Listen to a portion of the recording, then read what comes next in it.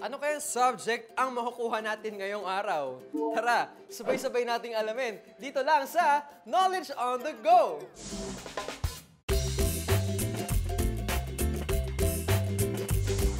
At ang kukuha at pipili ng subject na yan ay si Kursten Carey. Kursten Carey.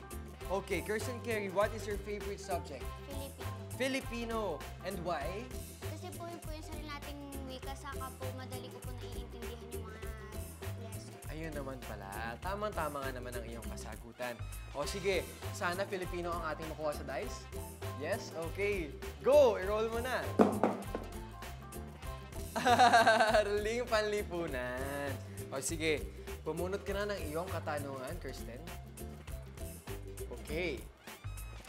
So, Kursten, para sa katanungan mula sa Araling Panlipunan, go na go ka na bang mag-knowledge on the go? Go na! At dahil go ka na, ito ang aking katanungan para sa'yo. Ano ang tawag sa proseso na ginagawa upang maging mamamayang Pilipino ang isang dayuhan? Letter A, naturalisasyon. Letter B, dual citizenship. Letter C, katutubong mamamayan. Or letter D, naturalisadong mamamayan.